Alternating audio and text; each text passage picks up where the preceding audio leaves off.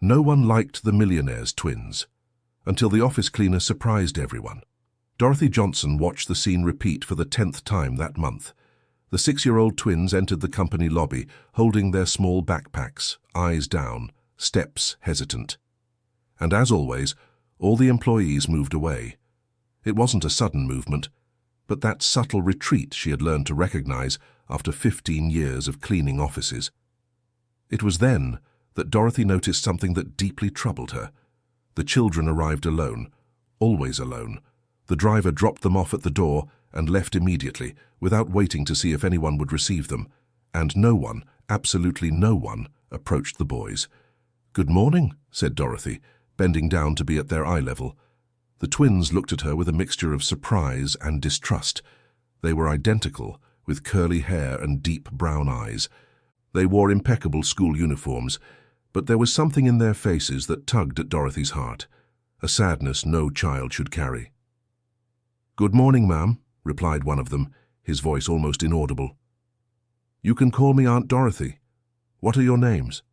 "I'm Ethan," said the one who had spoken first. "And I'm Noah," added the other in the same low tone.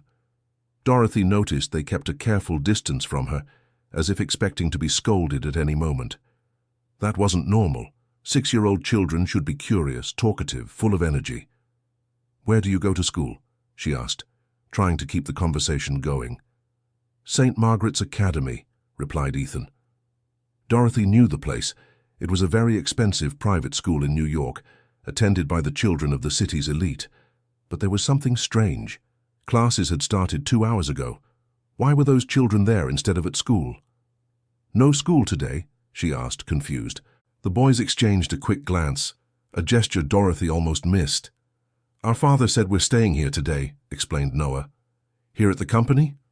"Yes," confirmed Ethan. "He said it's to learn how the business works." Dorothy felt a tightness in her chest. 6-year-old children spending the day at a company. But before she could ask anything more, an authoritative voice echoed through the lobby. "Are the boys bothering you at work, Dorothy?" She stood up quickly. It was Robert Thompson, the Human Resources Director. A man in his early 40s, always in a dark suit and tie, with a cold demeanor that made all the employees uncomfortable. "No, Mr. Thompson, I was just greeting them." Mr. Wilson left clear instructions. No one should distract the boys. They have a routine to follow. Robert looked at the twins with an expression Dorothy couldn't decipher. It wasn't affection. It wasn't concern. It was something closer to calculated indifference. "Come," he said to the children with no warmth in his voice. "I'll take you to the room." Ethan and Noah followed him silently, their backpacks bumping against their small backs. Dorothy watched them disappear down the hallway and felt a growing unease inside her. Something was very wrong. Richard Wilson was the owner of the company, a millionaire who had built his empire from scratch, turning a small import business into one of the largest electronics distributors in the United States. Dorothy had worked there for 3 years and knew the boss's reputation well. Demanding, perfectionist, obsessed with results. She had never spoken directly to him, only saw him from afar in meetings or when he crossed the lobby on his way to his office on the top floor. What she knew about his personal life came from employee whispers. Richard had been a widower for 3 years. His wife had died in an accident, and since then he had been raising the twins alone. But apparently, raising was too generous a term to describe what was happening. During the coffee break, Dorothy took the opportunity to ask Jennifer, the receptionist, "Jennifer, those boys of Mr. Wilson's, do they come here every day?" Jennifer looked around before answering as if afraid of being overheard. "Pretty much every day," she whispered. "It started about 2 months ago. He brings the boys in the morning and they stay here all day." "But what about school?" "It seems he pulled them out of regular school. Now there's a private tutor who comes a few times a week, but the rest of the time they're here." "Doing what?" "Nobody really knows. Robert takes them to a room on the 3rd floor and leaves them there. We hear it's like training, you know, for when they grow up and take over the company." Dorothy felt a knot in her throat. "Training? They're 6 years old." "I know." Jennifer lowered her voice even further. "But Mr. Wilson is obsessed with it. He thinks the sooner they learn about business, the better. And before you ask, yes, we all think it's strange, but nobody dares say anything. Why? Because Robert made it very clear. Anyone who approaches the boys, who tries to distract them or talk to them, will be fired immediately, no warning, no second chance. Dorothy spent the rest of the day thinking about that. She had a daughter, Melissa, who was already an adult and lived in another state. But she remembered perfectly when Melissa was 6 years old. She was a child full of life, who spent her days playing, drawing, making up stories. The idea of locking a child that age in a room to study business seemed not only cruel, but completely absurd. The next day, Dorothy arrived early to work. She wanted a chance to see the boys again, maybe understand better what was going on. And exactly at 8:30 in the morning, Ethan and Noah entered the lobby. This time, Dorothy observed everything more carefully. The driver barely waited for the children to get out of the car. They entered alone with no adult accompanying them inside the building. Robert appeared a few minutes later and took them without saying a word. During the morning, while cleaning the third-floor corridors, Dorothy passed by the room where the twins stayed. The door was closed, but she could hear muffled voices. She stopped for a moment, pretending to arrange the cleaning cart. It was a woman's voice, probably the tutor. She was talking about investments, percentages, profit and loss. Dorothy felt a tightness in her chest. That wasn't conversation for children. When the tutor paused, Dorothy heard something that worried her even more. Silence. The children didn't ask anything, didn't comment, didn't make noise. It was as if they weren't even there. In the following days, Dorothy started paying more attention. She noticed that the twins never smiled, never ran, never did anything that normal children do. They simply existed in a state of frightening stillness. One afternoon, while cleaning the third-floor bathroom, Dorothy heard the classroom door open. She discreetly peeked and saw the boys coming out to get water. They walked in a line, one behind the other, with measured steps. "Aunt Dorothy," Ethan called when he saw her. She turned, trying to appear natural. "Hi, sweetie. How's your day going?" "We're learning," answered Noah in a monotone voice, as if reciting something rehearsed. "And do you like it?"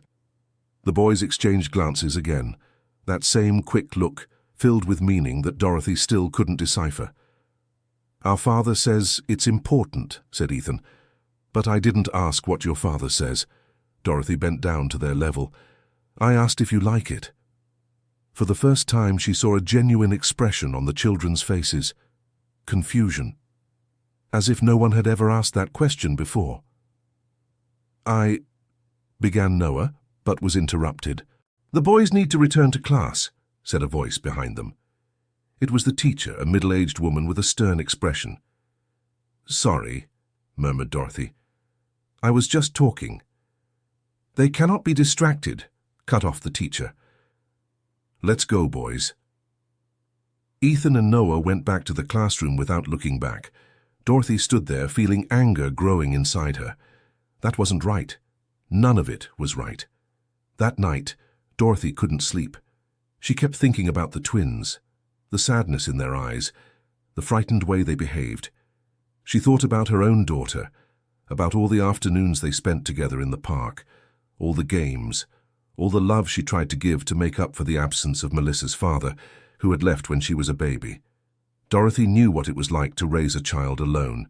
She knew the difficulties, the sleepless nights, the bills that didn't add up. But one thing she always ensured: Melissa had a childhood. Melissa was a child. Melissa smiled, played, dreamed. And those boys, what did they have? The next morning, Dorothy made a decision. She couldn't change what was happening, but she could try to make some difference, however small. She opened the bedroom closet and took an old box from the bottom. Inside were some toys she had saved from when Melissa was little, a wooden puzzle, some toy cars, colored pencils, drawing notebooks. She picked out a few items and put them in a bag. She didn't quite know how she was going to make it work, but she had to try. When she got to work, she stored the bag in her locker and waited. Around 10 in the morning, the twins' teacher went out for a break. Dorothy knew she would be gone for exactly 15 minutes. It was her window of opportunity. She knocked on the classroom door. "Come in," said Ethan's voice. Dorothy opened the door and found the two boys sitting at a table too big for them, surrounded by books and papers. "Hi," she said with a smile. "I brought something for you." Their eyes lit up when they saw the bag. It was the first time Dorothy had seen anything like enthusiasm on the children's faces. "What is it?" asked Noah. "Some things I saved from my daughter. I thought you might like them." She took the puzzle out of the bag. It was a map of the United States, with the pieces representing the different states. "Do you know what a puzzle is?" The boys shook their heads. They didn't know. "Then I'll teach you, eh?" said Dorothy, sitting down with them. The next 15 minutes were magical. Dorothy put the puzzle together with Ethan and Noah, and for the first time she saw the children truly excited. They laughed when they got a piece right, asked questions about the states, said they had never left New York. "My home is Louisiana," Dorothy told them. "One day, when you're older, you can visit. It's a beautiful place." "Our father says traveling is a waste of time," said Ethan. "He says we have to focus on what matters." Dorothy felt her heart tighten, but she kept smiling. "Well, everyone has their opinion, but visiting new places teaches a lot too, you know." When the teacher returned, Dorothy had already put away the puzzle and left the room, but she left the colored pencils and a notebook hidden in an empty drawer with a note. "For when you want to draw. Aunt Dorothy." In the following days, Dorothy continued her secret mission. Every time the teacher left, she would enter the room and spend a few minutes with the boys. Sometimes she brought more toys, sometimes she just talked, and gradually she discovered disturbing things. "Do you ever go to the park?" she asked one day. "What's a park?" replied Noah. Dorothy could hardly believe it. "It's a place with swings, slides, where children play." "Oh," Ethan thought for a moment. "Our father says that's for poor children." The anger Dorothy felt at that moment was so intense she had to take several deep breaths to control herself.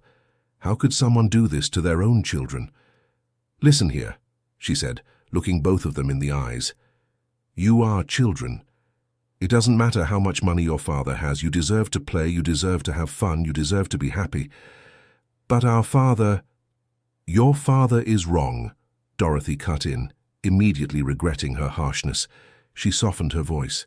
"Look, I know you love your father, and I'm sure he loves you too in his own way, but that doesn't mean everything he says is right." The boys fell silent, processing this. Dorothy realized she was treading on dangerous ground but couldn't stop. Dear listener, if you're enjoying the story, please take a moment to like and especially subscribe to the channel. It really helps us who are just starting out. Now, continuing. "You know what I think?" Dorothy continued. "I think every child needs 3 things. Food, a safe place to sleep, and love. You have the first 2, that's good. But what about the third?" "We have love," Ethan defended quickly. "Our father works hard to give us the best." "Working is a form of love, yes," Dorothy agreed. "But it's not the only one. Love is also hugs, it's talking, it's time together. It's listening when you speak. It's asking about your day, and really wanting to know the answer." Noah lowered his eyes. "Our father is too busy for those things." "I imagine," Dorothy said kindly. "But you know what else? Nobody is too busy to spend time with those they love. It's a matter of choice."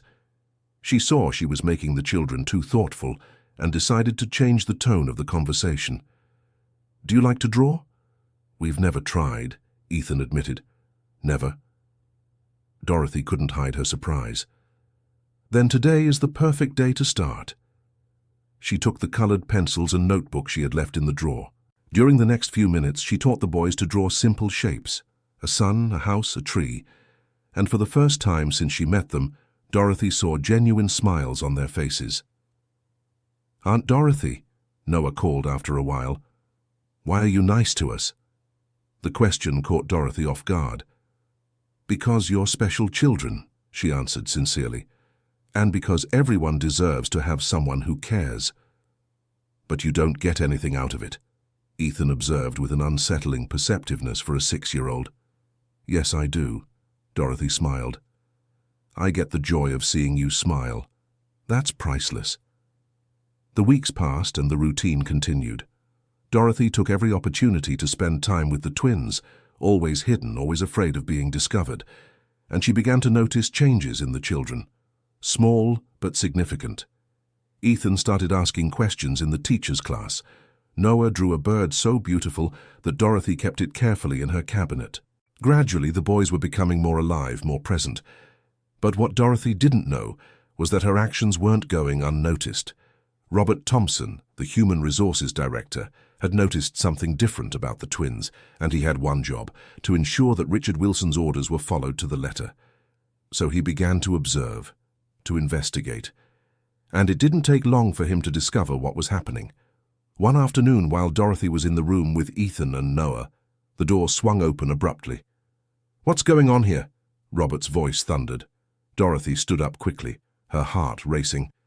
"Mr. Thompson, Silence," he cut in. "Boys, return to your studies. Dorothy, come with me." The twins looked at her with fear in their eyes. Dorothy tried to smile to reassure them, but she knew she was in serious trouble. Robert led her to an empty meeting room and closed the door. "You were clearly instructed not to approach the children," he said, his voice icy, "and yet you disobeyed." "The children need attention," Dorothy defended herself. They are being raised the way their father decided. It's none of your business." "With all due respect, Mr. Thompson, it is my business when I see children suffering."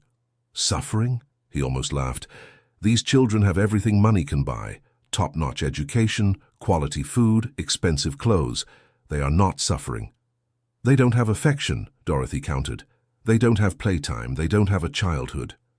"You don't understand anything," Robert crossed his arms. "Mr. Wilson is preparing his children to be great businessmen. He's giving them what he never had, a solid foundation from an early age. They're 6 years old, and the sooner they learn, the better." Dorothy felt the tears burning her eyes, but didn't let them fall. "Mr. Thompson, please, I'm not doing anything wrong. I'm just giving them a little attention. You're interfering in matters that are not your concern." He picked up a paper from the table. "This is your dismissal letter. You have until the end of the day to collect your things." Dorothy's world seemed to collapse. "No," she whispered. "Please, no, I need this job." "You should have thought of that before disobeying direct orders." "My mother is sick." The words came out in desperation. "She depends on me. If I lose this job, I won't be able to pay for her medicine." For the first time, something like hesitation crossed Robert's face, but it lasted only a second. "I'm sorry about your situation, but the rules are clear." "Please," Dorothy wasn't ashamed to beg. "I promise I won't go near the boys anymore. I promise. Just don't fire me." Robert was silent for a long moment, studying her. "All right," he said finally. "You can stay, but on one condition. I don't want you anywhere near the 3rd floor. I don't want you talking to the children. I don't want you even looking in their direction, understood?" "Yes, sir." "Because if I find out you broke this promise, there won't be a second chance. You'll be fired, and I'll make sure no other company in New York hires you. Is that clear?" "Very clear." Dorothy left that room feeling empty. She had kept her job, but at what cost? How was she going to ignore 2 children who clearly needed her? In the following days, she kept her promise. She avoided the 3rd floor. When she saw the twins in the lobby in the morning, she looked away. When they tried to call her, she pretended not to hear, and it was destroying her inside. One night, while caring for her mother, Mrs. Martha, a 70-year-old woman suffering from severe arthritis, Dorothy broke down in tears. "What's wrong, dear?" asked Mrs. Martha in her soft voice. Dorothy told her everything, about the twins, about Robert, about the promise she had to make. "How you did the right thing," said Mrs. Martha. "You need this job." "But, Mom, those children—" "They're not your children, Dorothy. You have to remember that." "I know," she wiped her tears. "But when I look at them, I see Joshua." The name hung in the air for a moment. Joshua, the son Dorothy had lost. "How long has it been now?" asked Mrs. Martha gently. 8 years. Dorothy felt the familiar pain tighten her chest. He would have been 14. Joshua was born 5 years after Melissa. It was a complicated pregnancy, but Dorothy was radiant. She always wanted more children, and Joshua was perfect. A beautiful, healthy boy, full of life. But when he was 6 years old, the same age as Ethan and Noah were now, he got sick. It all started with unexplained fevers, then came the pain. The doctors took a long time to figure out what it was. When they finally diagnosed leukemia, it was already too advanced. Dorothy fought. She sold everything she had, went into debt, begged for help. But it wasn't enough. Joshua passed away on a fall afternoon, holding her hand, whispering that he loved her. Since then, Dorothy carried a void that nothing could fill. Working in cleaning kept her busy, but not happy. Taking care of her mother gave her purpose, but not joy, until she met Ethan and Noah. When she looked at those boys for the first time, something inside her awakened. That desire to protect, to care for, to love. She knew it was dangerous. She knew she was transferring feelings that belonged to Joshua. But she couldn't help it. "You can't save everyone, dear," said Mrs. Martha, reading her thoughts. "You can't bring Joshua back by taking care of other children." "I know, Mom, but—" "No buts. You need to move on. Leave the past where it belongs." Dorothy knew her mother was right. But the heart doesn't obey reason. At the company, things were changing. Dorothy noticed that the twins were different. Quieter than before, if that was even possible. They no longer tried to get her attention. They just watched her from afar, with those sad eyes that haunted her dreams. And then, one morning, something happened.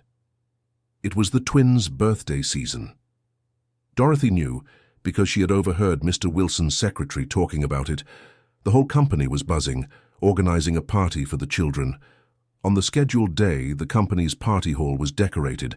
Balloons, a candy table, everything very elegant and expensive. But when Dorothy passed by the place, she noticed something strange.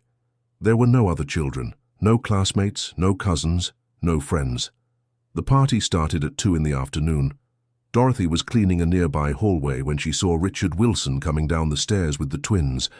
It was the first time she had seen the boss up close in weeks. Richard was a tall man in his 40s, with hair starting to grey at the temples. He wore an impeccable suit and had a permanently serious expression. The boys walked beside him like little robots, without any enthusiasm. The party was the saddest thing Dorothy had ever seen. The employees attended because they had to, but no one interacted with the children. They sang "Happy Birthday" mechanically, ate cake in silence, and left as soon as they could. Ethan and Noah sat at the table, surrounded by expensive gifts they didn't even seem to want to open. And Richard? Richard was on his phone the whole time, dealing with work matters. Dorothy watched everything from afar, heartbroken. When the party ended and everyone left, she entered the hall to start cleaning. The twins were still there, looking at the gifts with empty expressions. "Happy birthday," Dorothy said softly, forgetting for a moment the promise she had made. "Thank you, Aunt Dorothy," Ethan replied. "Aren't you going to open the presents?" "We will," Noah said, without enthusiasm.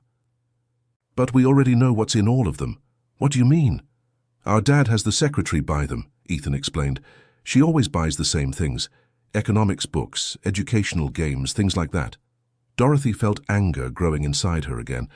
That wasn't a birthday, it was just another day of disguised learning. "Do you want me to open them with you?" she offered. For a moment the boy's eyes lit up, but then Ethan shook his head. "Better not. Mr. Thompson said you can't be near us." "It's true," Dorothy bit her lip. "Sorry." She was about to walk away when Noah called her. "Aunt Dorothy?" "Yes?" "Do you think one day we'll have real friends?" The question was like a stab in Dorothy's heart. "Of course," she replied, trying to sound confident. "You're wonderful boys. Anyone would be lucky to be your friend." "But nobody likes us," said Ethan with brutal honesty. "We can tell. Everyone moves away when we come near." Dorothy didn't know what to say. How could she explain to 6-year-olds that people weren't avoiding them, but their father's orders? "People are sometimes afraid," she began carefully. "Afraid of doing something wrong, of losing their jobs. It's not about you, understand? But it feels like it is." Noah looked down. "Every day we come here and nobody says hello. Nobody smiles. It's like we're invisible." "You're not invisible to me," said Dorothy before she could stop herself. Ethan looked at her with those deep brown eyes. "But you can't stay with us anymore," Mr. Thompson said. "I know." Dorothy felt tears coming. "And I'm so sorry about that." "Don't be sad, Aunt Dorothy," said Noah. "We understand. Work is important." The forced maturity of those children was heartbreaking. They were learning too early that people choose money over affection, security over love. That night, Dorothy couldn't sleep again. She kept thinking about the twins, about their lonely party, about all the birthdays they still had ahead like this. She thought about Joshua, about the last birthday he had, surrounded by friends and love, even in the midst of illness. And she made a decision. The next day she woke before sunrise. She went to the small room she used as a makeshift studio and started working. She took colored paper, glue, scissors, and spent hours creating something special. When she finished, she had 2 albums. In each, she pasted photos she had secretly taken of the moments she spent with the twins. Ethan smiling while putting together a puzzle. Noah concentrating on his first drawings. Both of them laughing at a silly joke she told. Between the photos, Dorothy wrote messages. To Ethan, "You are smart, kind, and deserve to be happy. Never forget that there is someone who cares about you." To Noah, "Your smile lights up the world. Don't let anyone dim that light." And at the end of each album, a photo that Mrs. Martha had taken without Dorothy knowing. In it, Dorothy was teaching the boys how to tie their shoes, all 3 smiling. It was a simple moment, but full of love. Dorothy brought the albums to work, hidden in her bag. She waited until lunchtime, when she knew Richard took his children to eat in the executive cafeteria. Then she went up to the room where they stayed and left the gifts on the table, each with the respective boy's name. She didn't leave a note identifying herself. It wasn't necessary. They would know who made them. But what Dorothy didn't expect was that Richard would discover the albums before the boys. That afternoon, when Richard went to pick up his sons from the study room, he found the albums. He picked one up and opened it, curious. And what he saw left him completely unsettled. His sons, smiling. Richard couldn't remember the last time he had seen Ethan and Noah smile like that. Not those polite smiles they gave when asked, but genuine smiles of pure joy. And who was causing those smiles? The cleaning lady. Richard felt a mix of emotions, surprise, confusion, and something he couldn't identify. Maybe it was shame. He continued flipping through the album. There were so many photos, so many moments he had never witnessed, his children playing, learning, being children. When he reached the handwritten messages, Richard felt something tighten in his chest. The words were simple but filled with an affection he didn't offer his own children. He closed the album abruptly and put it in his briefcase. He took the other one too. The boys couldn't see that. They couldn't be influenced by that. But influenced how? To do what? To smile? To be happy? Richard shook his head, trying to push away the confused thoughts. He called Robert into his office as soon as he returned. "I want to speak with the caretaker," he said. "Dorothy Johnson." Robert seemed surprised. "Why?" "Just bring her here." 10 minutes later, Dorothy was at the door of Richard's office, her heart beating so fast she thought she would faint. "You may come in," Richard said, his voice neutral. The office was huge, with a panoramic view of New York. Richard was seated behind a mahogany desk, the 2 albums in front of him. "Sit down," he indicated a chair. Dorothy sat, her hands trembling. "Did you do this?" Richard pointed to the albums. She had no way to deny it. "Yes, I did. Even after being explicitly instructed not to approach my children." "Yes." "Why?" Dorothy looked directly into his eyes. "Because they needed it." "Needed it?" Richard let out a humorless laugh. "My children have everything they need." "With all due respect, Mr. Wilson, they do not." "Explain yourself." "They have food, clothes, education, but they don't have affection. They don't have playtime. They don't have a childhood." Richard stood up abruptly. "How dare you question how I raise my children?" "Someone has to." Dorothy also stood up, her voice firm despite her fear. "Someone has to say that what you're doing isn't right. I am preparing my children for the future. You are stealing their present." The silence that followed was heavy. Richard looked at Dorothy as if he were seeing her for the first time. Not the caretaker, but the woman. A woman who clearly cared about his children more than half the people he knew. "You don't understand," he said finally, his voice softer. "You don't know what I've been through." "Then tell me." Dorothy sat down again. "Help me understand." Richard hesitated. He never talked about his past, never opened up. But something about that woman, about her sincerity, made him want to explain. "I grew up poor," he began. "Very poor. My father worked in a factory. My mother did cleaning. We barely had enough to eat." He looked out the window, lost in memories. "When I was 10, my father was fired. And you know why? Because he was illiterate. Because he had no education. Because he never had opportunities." Richard turned to Dorothy. "I swore my children would never go through that.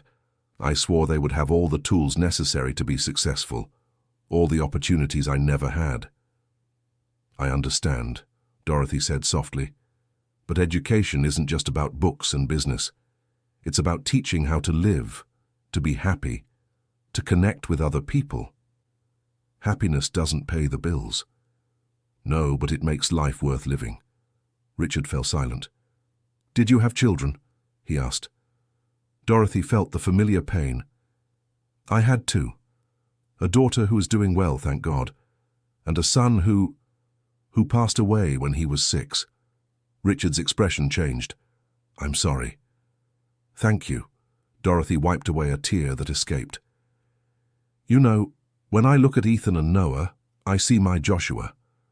I see what he would have been like if he had lived. And that's why it hurts so much to see them like this." "Like what?" "Sad, lonely, not knowing what it's like to be loved unconditionally." "I love my children," Richard defended himself. "I know you do. But do they know?" The question hung in the air. "When was the last time you hugged your children?"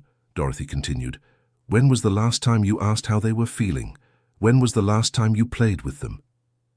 Richard had no answer. Because the truth was, he didn't remember. Ever since Catherine, his wife, had passed away, he had closed himself off emotionally. He buried himself in work, using it as an excuse not to deal with the pain, and in the process, he had distanced himself from his own children. "They need you," said Dorothy. "Not your money, not your empire. You, their father." "I don't know how," admitted Richard. "I don't know how to be a father without Catherine. She was the one who knew how to handle the children, who knew what to do. I only know how to work." "Then learn," said Dorothy kindly. "Learn from your children, they will teach you." Richard looked at the albums again. "You were fired, you know that, right?" "Yes." "And yet you made these albums." "I did." "Why?" "Because even though I can't be near them anymore, I wanted Ethan and Noah to know that someone cares, that someone sees them as more than future businessmen.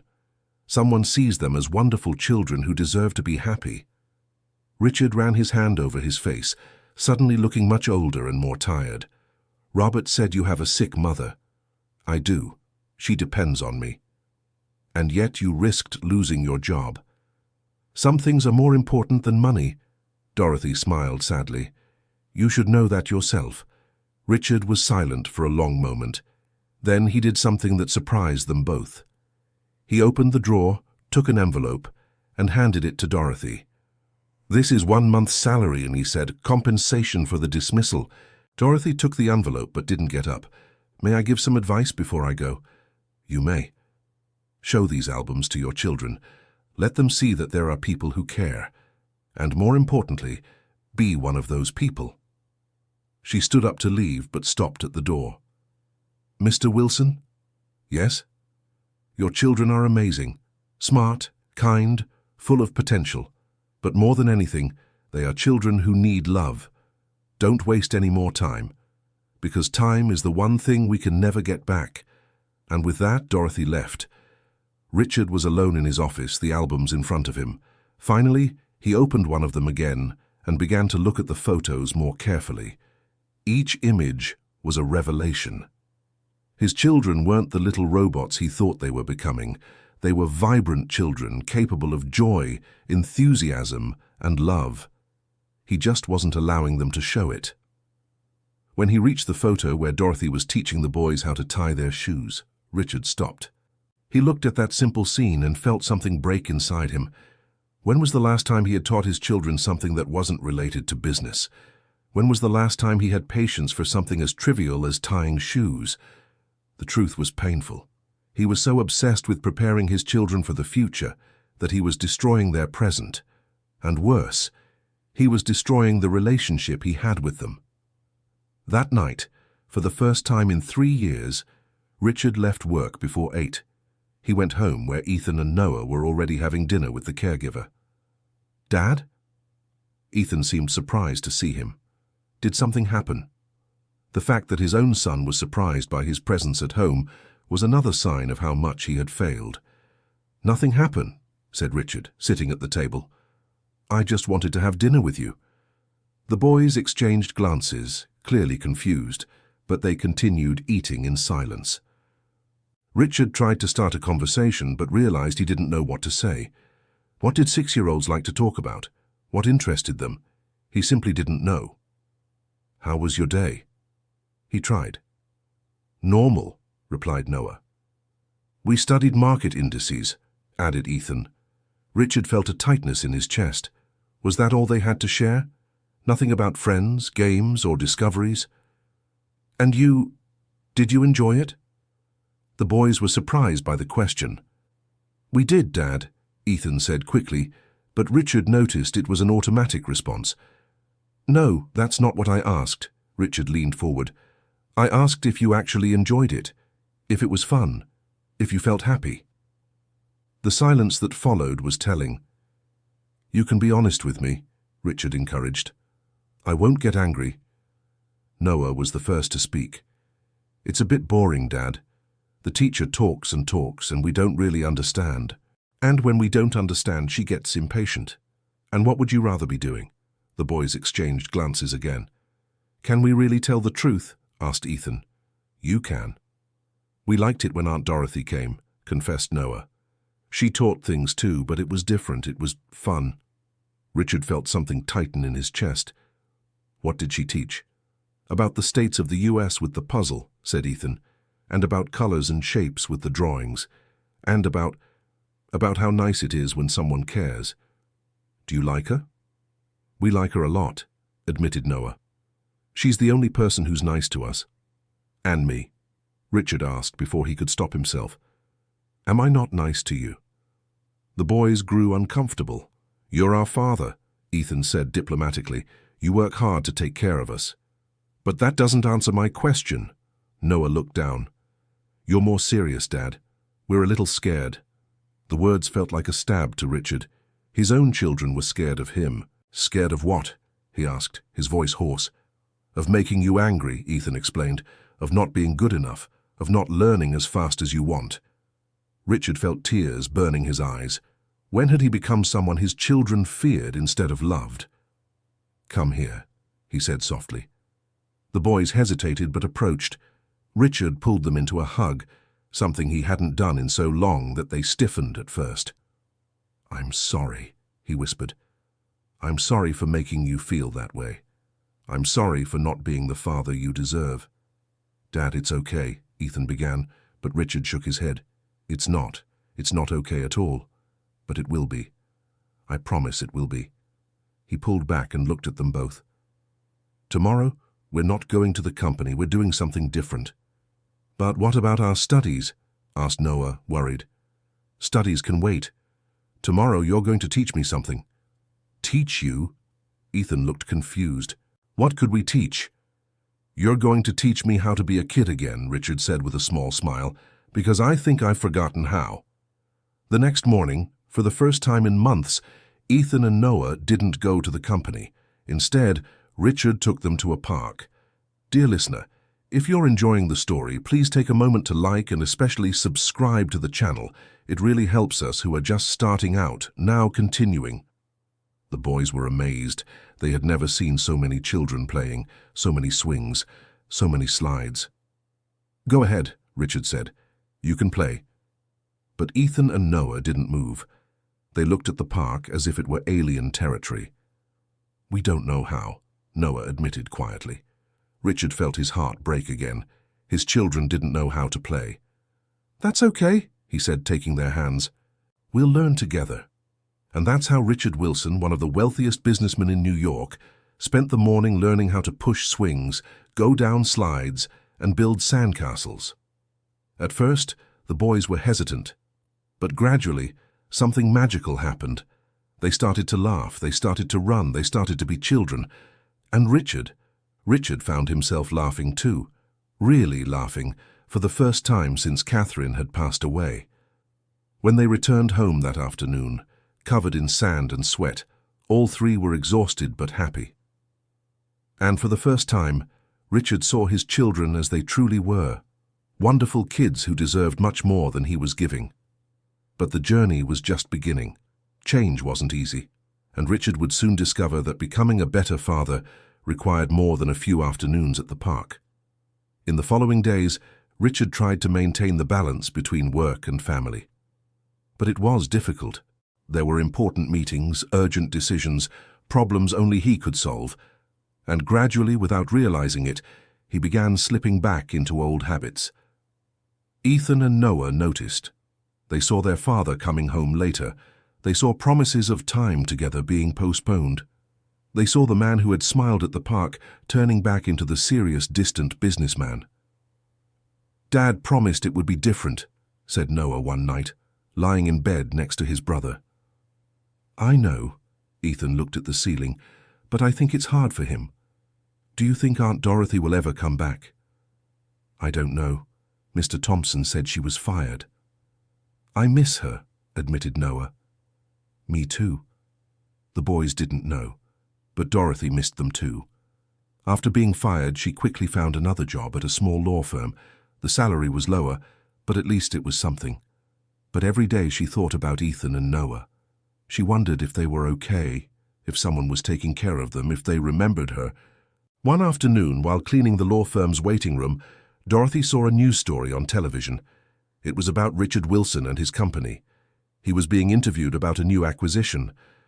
Dorothy stopped cleaning and stared. Behind Richard, she could see part of the office, and there on a shelf were the albums she had made. He had kept them. He hadn't thrown them away. This made Dorothy smile, even with tears in her eyes. Maybe, just maybe, she had made some difference. Meanwhile, at Richard's company, things were changing in unexpected ways. The executive secretary, Patricia Reynolds, had noticed the twins' transformation during the brief period when Dorothy cared for them, and she didn't like it one bit. Patricia had worked for Richard for 10 years. She was efficient, organized, completely dedicated to her work. But she was also ambitious. She had plans to eventually marry the boss, become the twins' stepmother, gain access to his fortune. And Dorothy had become a threat to those plans. Patricia was the one who first spread rumors about Dorothy trying to take advantage of the family. She was the one who alerted Robert about the secret visits to the boys' room. She was the one who made sure Dorothy was fired. But now, seeing the albums in Richard's office, Patricia realized her plan had failed. Somehow, that cleaner still had influence over the family. She needed to act. "Mr. Wilson," she said one day, entering his office, "I need to talk about a delicate matter." "Go ahead, Patricia. It's about the boys. I've been observing and I'm worried." Richard looked up from his papers. "Worried about what?" "Since that cleaner left, they've been different, quieter, more withdrawn. I think she might have influenced them somehow." "Influenced how?" "I don't know," Patricia crossed her arms. "But it seems suspicious to me, a low-level employee taking such an interest in the boss's children. What if she had ulterior motives?" "She didn't," Richard cut in. "How can you be so sure?" "Because I know people, Patricia, and Dorothy was genuine." "Or she was good at pretending," insisted Patricia. "Sir, I'm just trying to protect your family." Richard studied the secretary for a moment. There was something about her manner that bothered him, an intensity that seemed too personal. "I appreciate your concern," he said finally. "But I can take care of my children." Patricia forced a smile. "Of course, Mr. Wilson, I just wanted to warn you." When she left, Richard became thoughtful. Something about what Patricia said bothered him, but he couldn't pinpoint what it was. That afternoon, when he went to pick up the boys, Richard noticed something different. There were new drawings scattered around the room. He picked one up and felt his heart tighten. It was a drawing of a family, but it wasn't just 3 people. There were 4. A tall man, 2 little boys, and a woman with a scarf on her head. Dorothy. "Did you draw this?" Richard asked Noah. The boy turned red. "Sorry, Dad. I know Aunt Dorothy can't be with us anymore, but we miss her." "You don't have to apologize." Richard looked at the drawing again. "Was she important to you?" "She was the only person who was really nice to us," said Ethan. "She didn't pretend. She really cared." Richard sat down next to his sons. "And do you think I pretend?" The boys fell silent. "You can be honest," encouraged Richard. "Sometimes it seems like you're doing things because you have to," said Noah carefully. "Like at the park. It was fun, but then you went back to working a lot and we hardly see you anymore." The words hurt because they were true. "You're right," admitted Richard. "I promised to change, and I didn't keep my promise. But I will now. For real." "How can we know?" asked Ethan, and there was a sadness in his voice that broke Richard's heart. "Because I'll prove it, starting now. Get your things, we're going out." "Where to?" "It's a surprise." Richard took the boys outside the company and called the driver. He gave an address he had kept in his wallet. 20 minutes later, the car stopped in front of a small law office on the east side of New York. "Why are we here?" asked Noah. "You'll see," said Richard. They entered the building and went up to the 3rd floor. Richard asked at the reception for Dorothy Johnson. "She's cleaning the meeting room," the receptionist informed. Richard went there, the boys following curiously, and when he opened the door, there she was. Dorothy had her back turned, cleaning the windows. When she heard the door open, she turned around and froze. "Mr. Wilson? Boys?" Ethan and Noah ran to her, hugging her so tightly she almost fell. "Aunt Dorothy!" they both shouted at the same time. Dorothy looked over their heads at Richard, confused. What are you doing here?" "I came to offer a job," said Richard. "A job?" "Yes, as my children's tutor, with a salary 3 times higher than a janitor's. Full benefits, including health insurance for you and your mother, flexible hours, and complete freedom to raise the boys the way you see fit." Dorothy was speechless. I don't understand." "You were right," said Richard, "about everything. I was so focused on preparing my children for the future that I forgot they need to live in the present. I forgot they need to be children. And you managed in just a few weeks to give them something I couldn't in years, unconditional love." "But I'm just a janitor." Dorothy was clearly in shock. "You're much more than that." Richard took a step forward. "You're someone who genuinely cares, someone who sees my children as people, not as projects, someone they love. And I need someone like that in their lives, in our lives." "Please, Aunt Dorothy," begged Ethan, "come back to stay with us." "We promise to behave well," added Noah.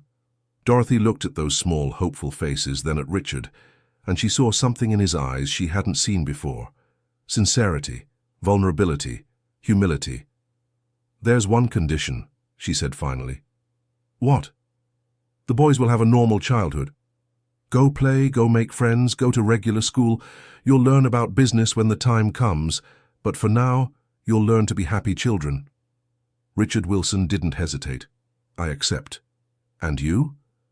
Dorothy stared at him. "You'll need to learn too. Learn to be a real father, not just a provider."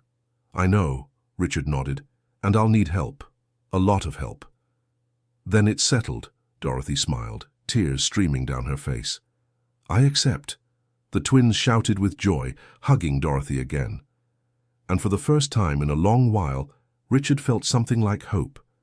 But the transformation wouldn't be easy, and there were still many obstacles ahead. When Richard announced at the company that Dorothy would be the twins' new guardian, the reaction was mixed. Some employees were happy, especially those who had witnessed the children's sadness. Others, like Robert and Patricia, were furious. "This is a mistake," Robert said in a private meeting with Richard. "You're giving too much power to someone you barely know." "I know enough," Richard replied. "She's done more for my children in a few weeks than anyone else has in years."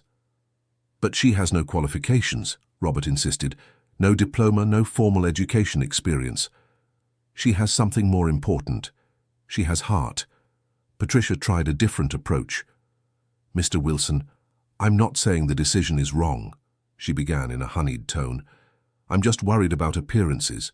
What will people think?" "I don't care what people think," said Richard. "I care about my children's well-being.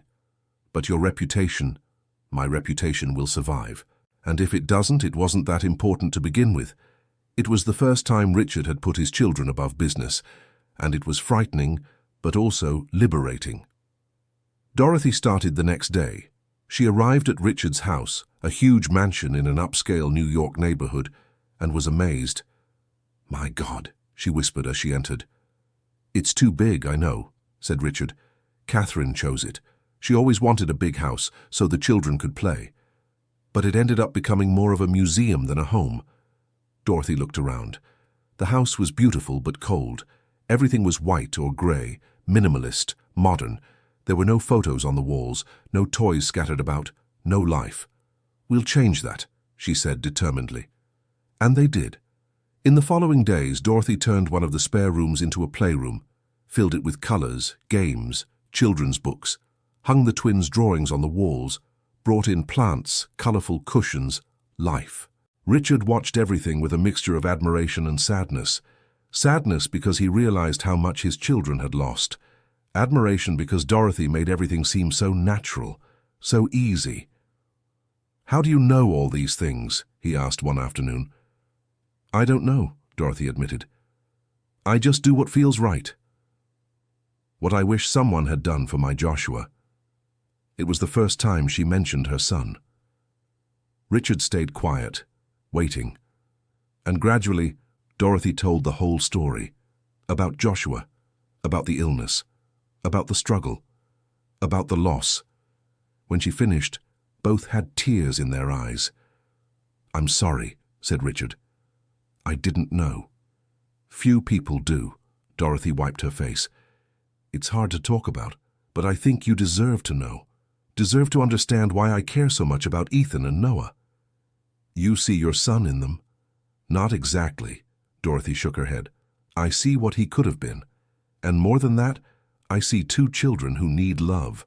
And I have so much love inside me that had nowhere to go. Until now." Richard understood. Both were broken people in some way. Him through the loss of his wife and the fear of failing as a father. She for the loss of her son and the need to love again. And together perhaps they could create something better. The weeks went by and the transformation of the twins was remarkable. They started at a regular school, where for the first time they made friends. They spent afternoons playing in the park. They learned new things every day, but in a playful way, appropriate for their age. And most importantly, they smiled. Richard was also changing. He reduced his workload, delegated more responsibilities, started leaving the office at 6 in the evening to have dinner with his children. It wasn't perfect. There were still days when he worked too much, days when he lost patience, days when he fell back into old habits. But he was trying, really trying. One night, after putting the boys to bed, Richard and Dorothy stayed talking in the living room. "They're so different," commented Richard. "I can hardly recognize how they were just a few months ago." "Children are resilient," said Dorothy.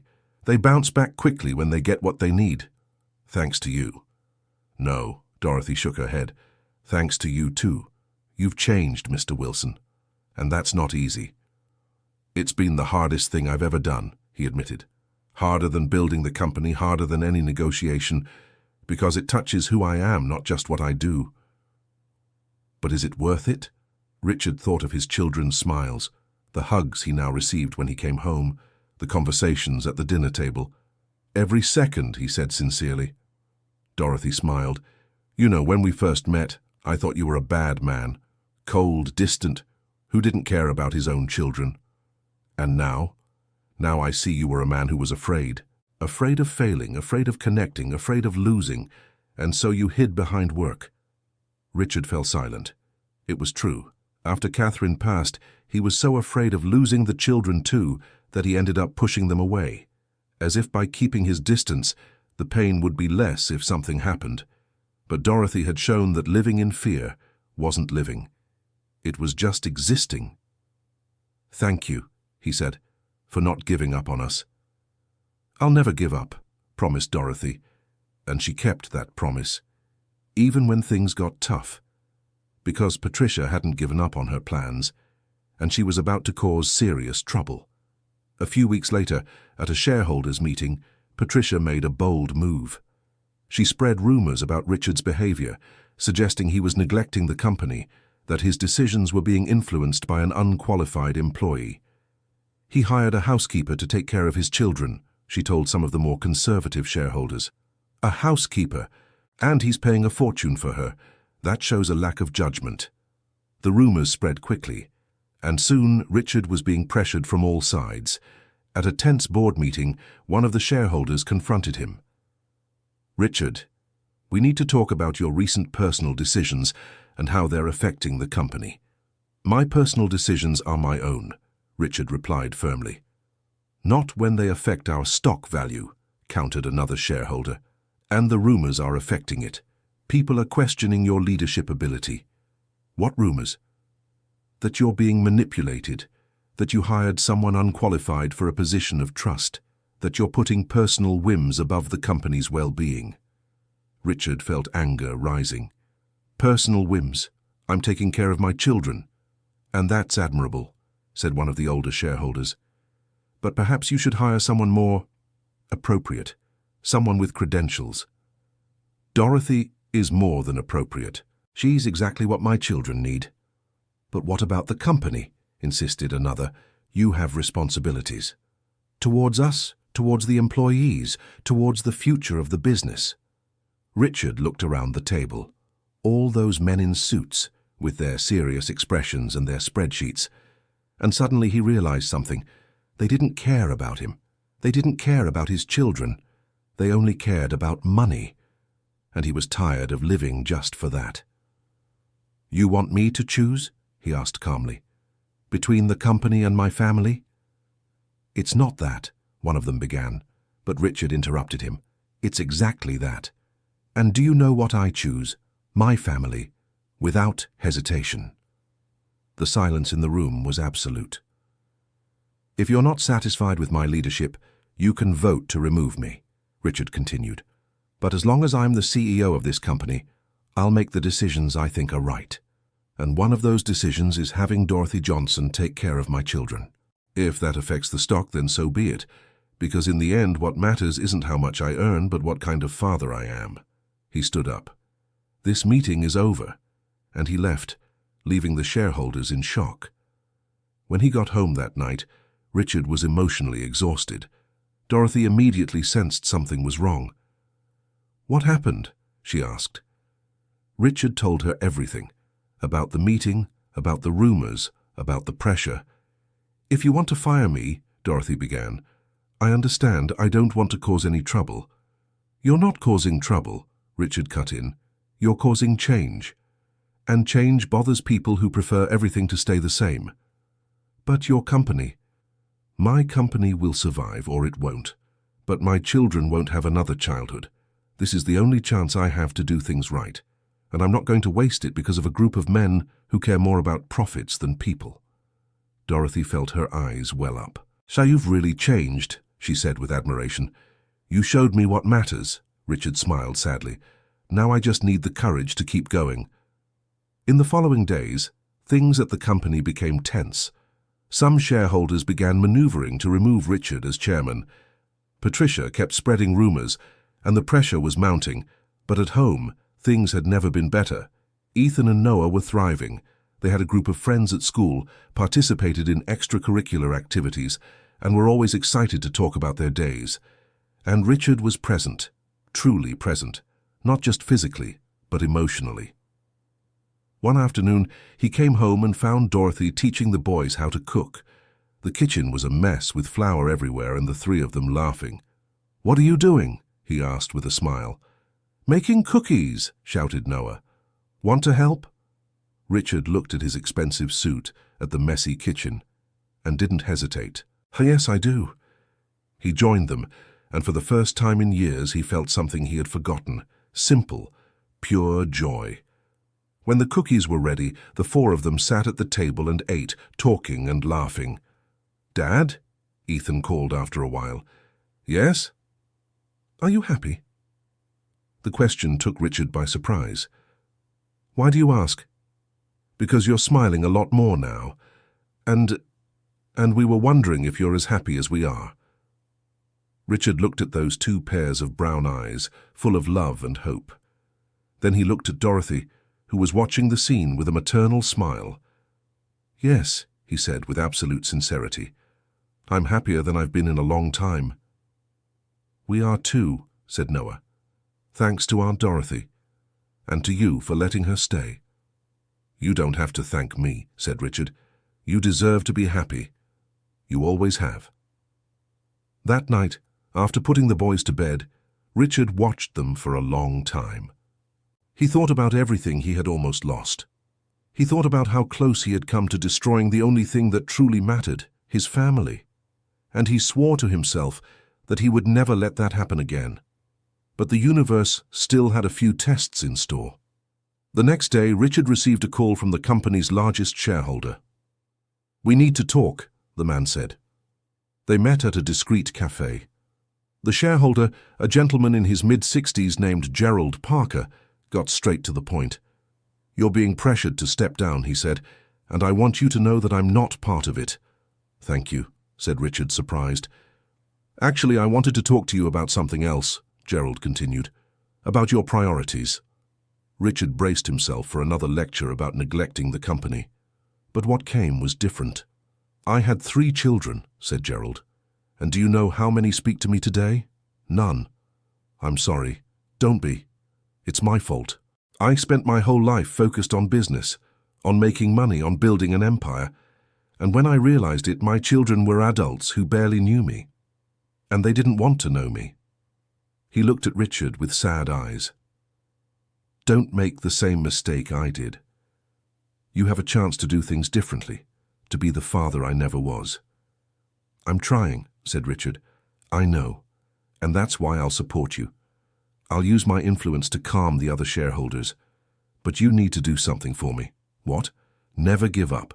Never put the company above your children. Because in the end, when you're old like me, you'll realize that the only asset that matters is the love of your family. Richard felt a lump in his throat. Thank you, he managed to say. Don't thank me, just learn from my mistakes.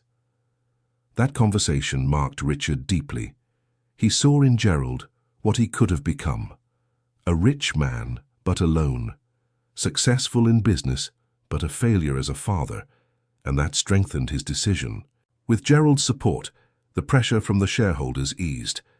But Patricia wasn't satisfied. She had bet everything on her plan and was losing. So she decided to play dirty.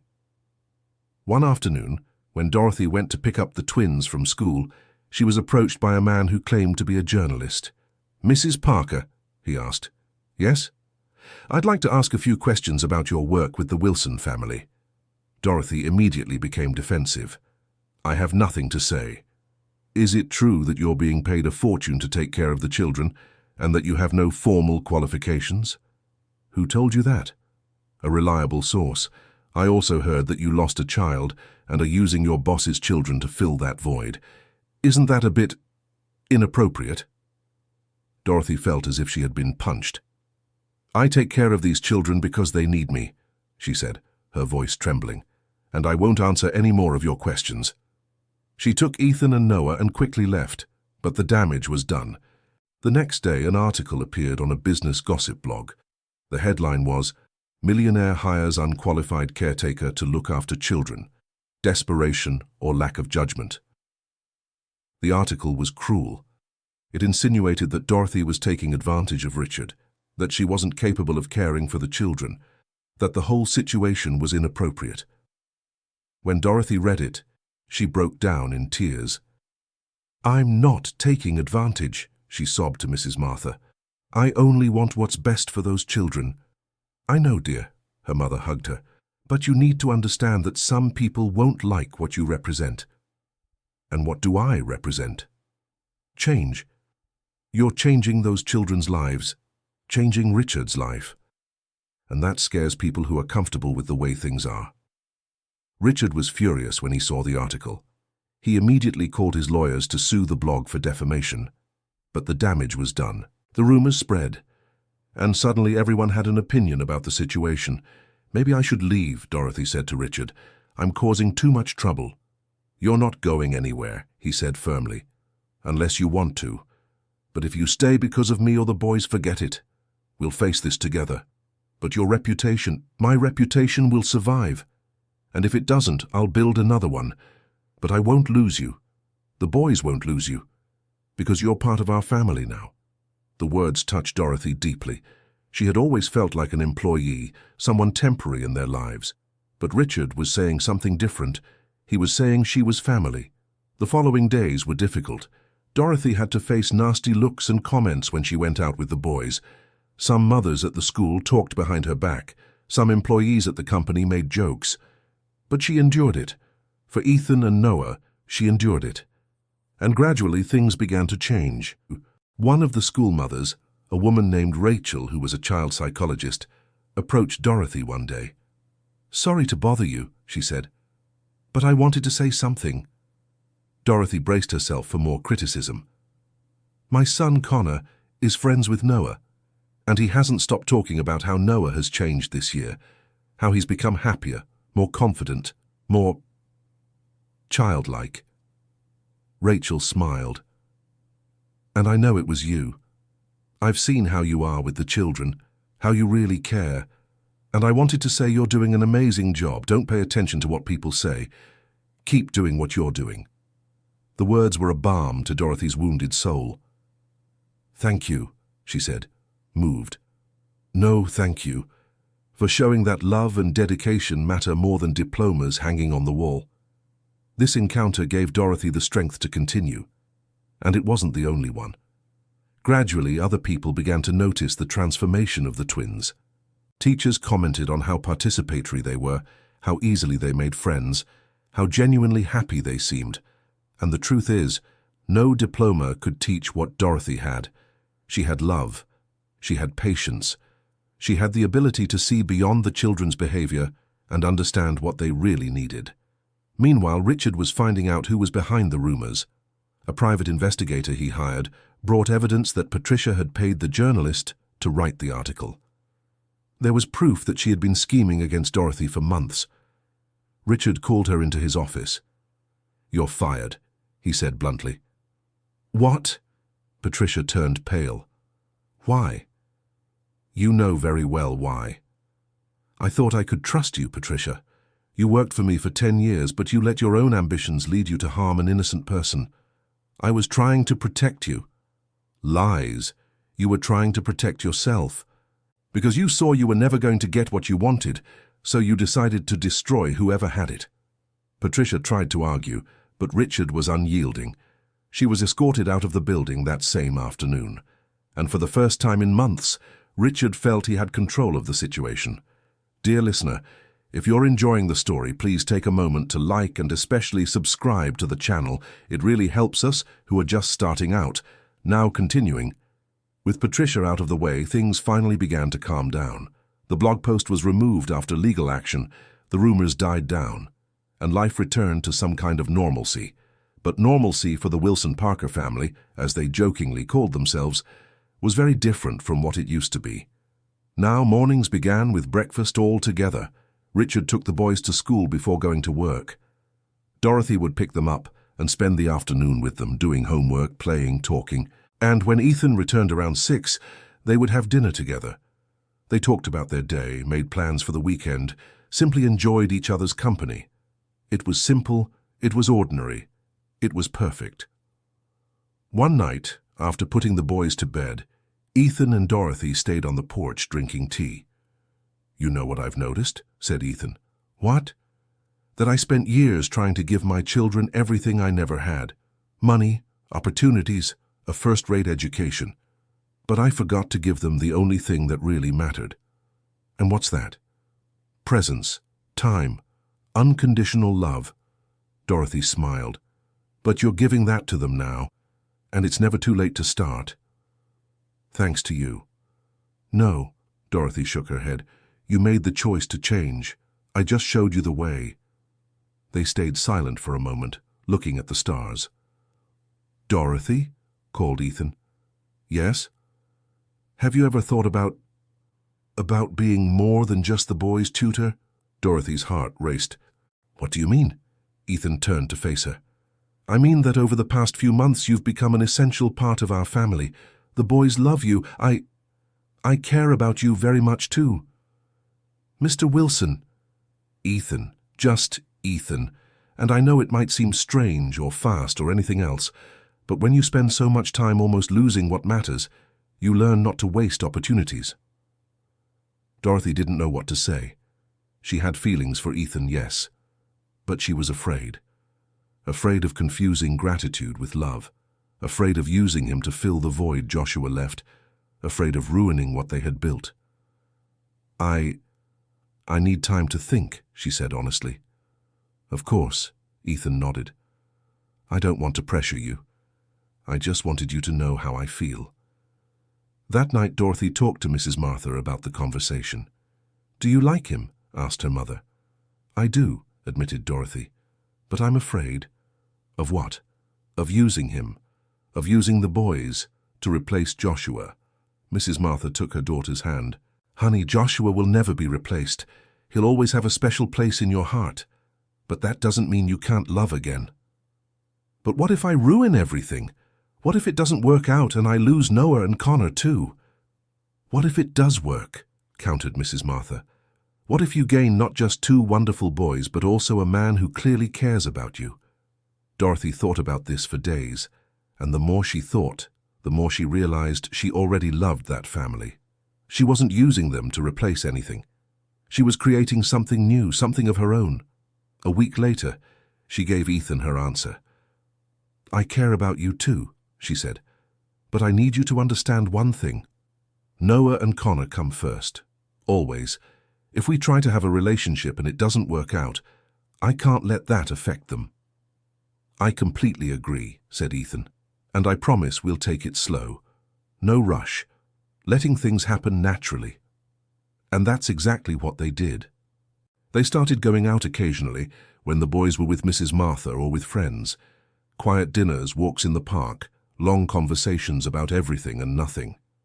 And gradually, what began as gratitude and mutual admiration turned into something deeper.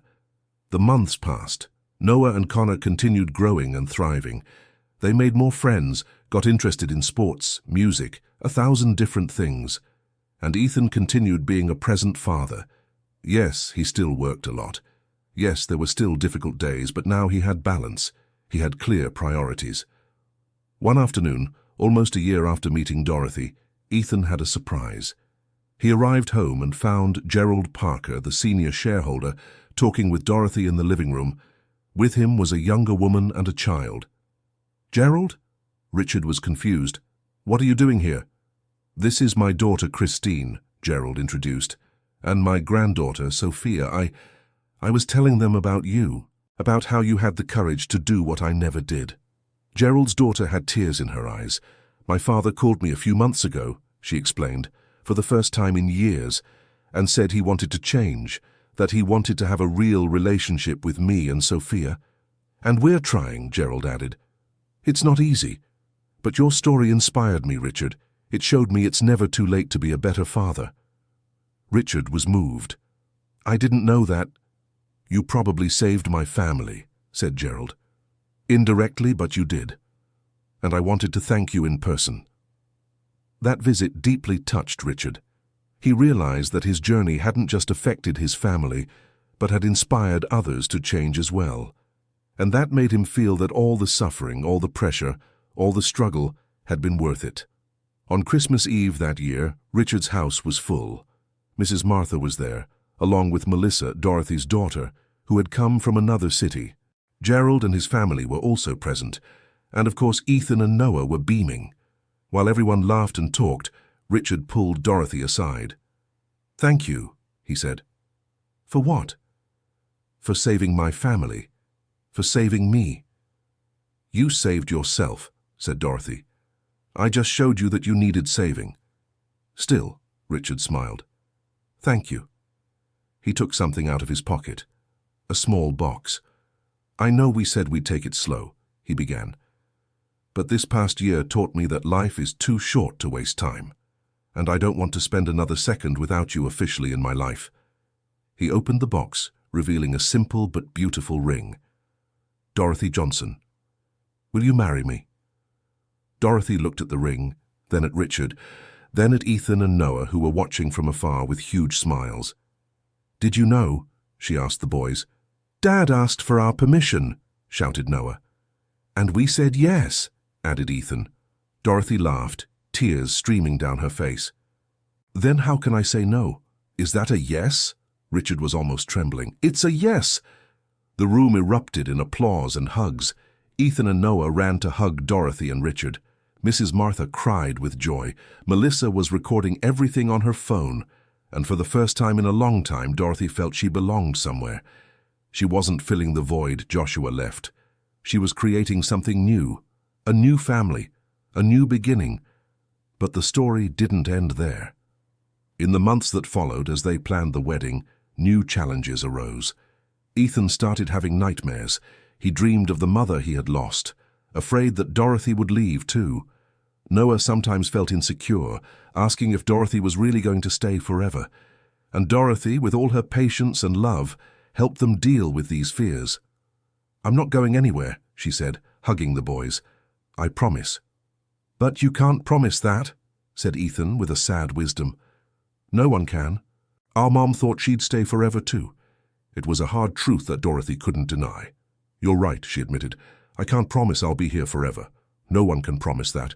But I can promise that while I am here, I'll love you with all my heart. I'll be present, I'll care. And if something happens to you?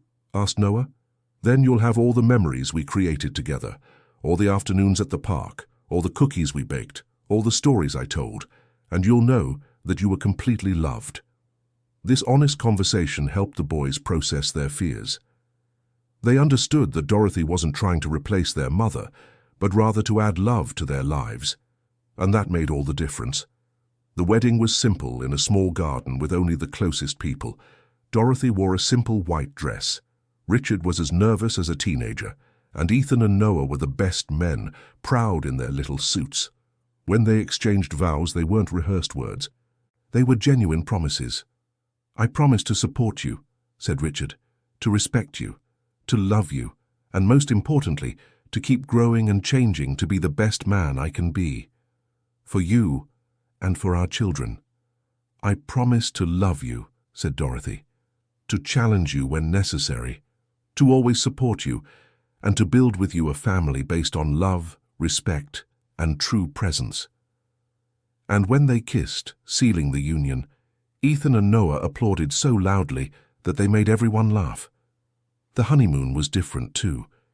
Instead of traveling alone, they took the boys. They went to the Florida coast, visited beaches, got to know Dorothy's hometown, and for the first time, the four of them felt that they were truly a family.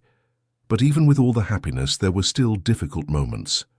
One afternoon, almost 2 years after the wedding, Dorothy received a devastating call. Mrs. Martha had had a stroke. Dorothy rushed to the hospital, Richard and the boys behind her.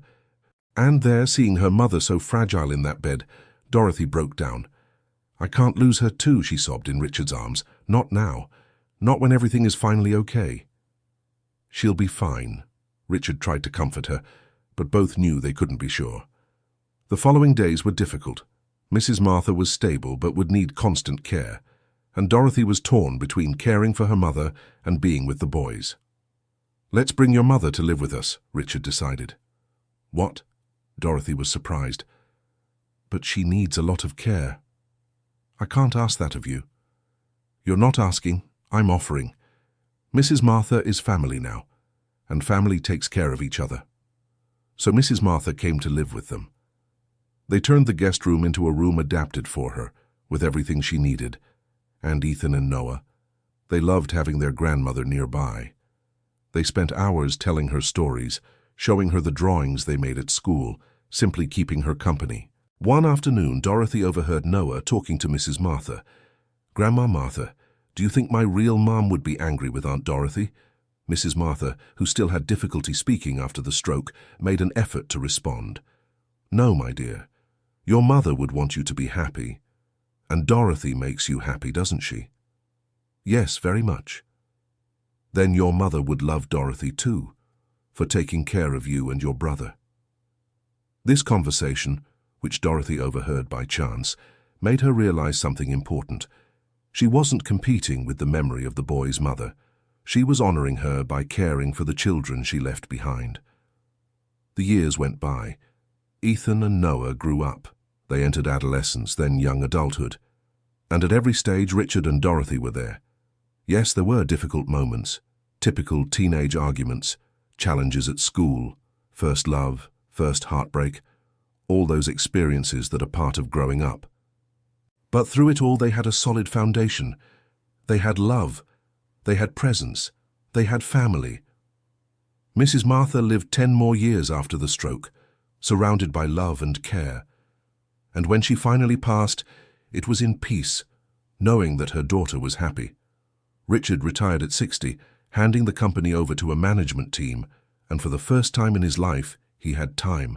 Time to travel with Dorothy, time to get to know the grandchildren who would eventually come, time to simply live. Ethan became a doctor, inspired by Dorothy's struggle with the loss of Joshua. He wanted to help other families avoid going through the same pain. Noah became an educator, inspired by the transformation Dorothy brought to his life. He wanted to give other children what she had given him, unconditional love and genuine presence. And on a Sunday afternoon, with everyone gathered at the park where it all began, Richard looked around and felt a deep gratitude. He looked at Dorothy, now with graying hair but still with that maternal smile that had won him over. He looked at Ethan and Noah, now grown men, but still his boys. He looked at his granddaughters playing on the swing, and he realized he had everything he had ever wanted. Not money, not business success, not recognition. He had love, he had family, he had presence. "What are you thinking about?" asked Dorothy, noticing his distant gaze. "About how I almost lost everything," admitted Richard, "and about how a woman brave enough to break the rules saved not just my children, but me too." "I didn't save anyone," Dorothy said, as she always did. "I just did what was right." "And that," said Richard, kissing her gently, "is exactly what makes you so special." In that moment, with the sun setting and the family gathered, Richard finally understood what Dorothy had been trying to teach him from the beginning. Success wasn't measured in money or power, it was measured in moments, in shared laughter, in sincere hugs, in being present for the moments that mattered. And looking at his family, at that improvised but true family they had built together, Richard knew he was the richest man in the world, not because of his bank account, but because of the love that surrounded him. Years later, when Richard was about to turn 70, Ethan organized a surprise. He had written a book about the family's story, about how a courageous caretaker had changed everything. At the book launch party, surrounded by family and friends, Richard listened as Ethan read the final chapter. "My father always said that success came through hard work and dedication, and he was right. But what he learned, and what Dorothy taught us, is that true success comes when you dedicate that hard work to the right things, not to money or power, but to love and presence." Dorothy didn't have diplomas. She didn't have formal qualifications. She had nothing but a huge heart and the courage to follow what she knew was right. And that changed everything. It changed my father from a cold and distant man to the loving father we have today. It changed me and Noah from sad and lonely children to happy and fulfilled men. It changed our definition of family, proving that family isn't just blood, but choice and love. So thank you, Dorothy, for not giving up on us, for fighting for us when we didn't even know we needed fighting for showing us that love is worth more than any fortune. When Ethan finished, there wasn't a dry eye in the room. And Dorothy? Dorothy was surrounded by Ethan and Noah, now grown men, but still her boys. She was beside Richard, the love of her life.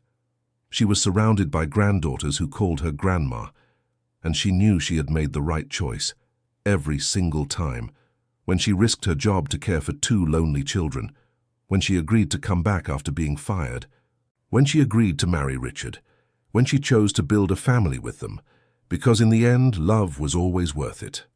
End of story. And now tell us in the comments, do you know someone who, like Dorothy, had the courage to follow their heart even when everyone said it was wrong? Leave your like if this story moved you, and subscribe to the channel for more real stories that will touch your heart. Your opinion matters a lot to us.